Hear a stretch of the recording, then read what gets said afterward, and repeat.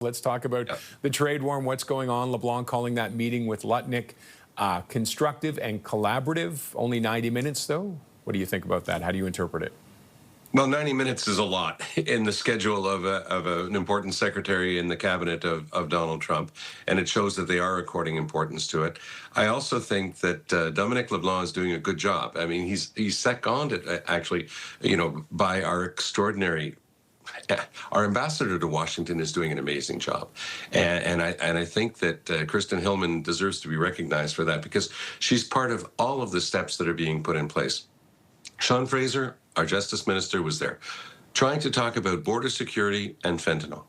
We know that that's a charade. We know that 0.01% of the fentanyl going into the States comes from Canada. And yet it became an issue when Trump simply affirmed it. So we played the game instead of fighting back. We said, look, we'll have a fentanyl czar and we'll have a meeting with you and we'll work on that.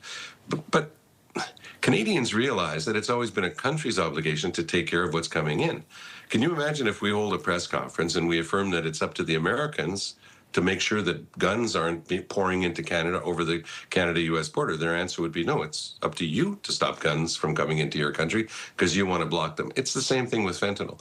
But this is one of the biggest things that we're going to have to look at as we prepare for the renegotiation of the Canada-U.S.-Mexico trade deal. Because going back to Trump's first term in office, he was invoking national security to bring in tariffs on steel and aluminum way back then. And so if it becomes possible for the Americans to use that as a get-out-of-jail-free card, you just take out that card and you say, we can do whatever we want on the tariff front. Doesn't matter what deal we've signed with anybody, because we can affirm that there's a problem at the border with fentanyl, drugs, anything, or that there's a problem for national security. This week, Roger, they invented a problem of national security against Canada's lumber. And what are they actually saying? What are they worried about? That we're going to use softwood lumber to fashion baseball bats and attack America with it? What's the national security issue there? Of course, there is none.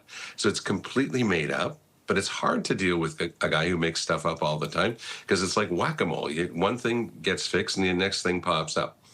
I'll go to the base of all of this. It was the decision last week, surprising to many, that Carney was going to remove some of our counter tariffs. And people are saying, well, after all we've been through, why are you removing our counter tariffs? Well, the reason was we had not been as careful as the Americans. They were careful in their tariffs to largely avoid anything that was supposed to pass free under the Canada-U.S.-Mexico deal. We had gone and tariffed some of those things, so we had to remove it to get back to the bargaining table. That seems to have worked. That's the top line of this story, that, the reason Dominic LeBlanc is down there, the reason that Lutnick is sitting down for 90 minutes, the reason that we're having a meeting with their justice minister is for them to pull all those pieces together. We have to show good faith. Brian Mulroney used to call this the clean hands approach. If you're going to come to this sort of negotiation, you've got to be the one who's done everything right. And I think that that's the right policy to follow in a case like this. All right, and just one quick question before we go. Does this set things up for the CUSMA negotiations? What are we looking at for that? Absolutely, because the CUSMA negotiations are going to be essential, because Trump's going to try to lard into that some of the stuff that he's been doing that he hasn't been allowed to do up until now. So that's why Canada and Mexico have to be in lockstep on making sure that the exceptions that can be pleaded out of the blue, I mean, we can go after them for these fake, national security arguments, but it takes a lot of time.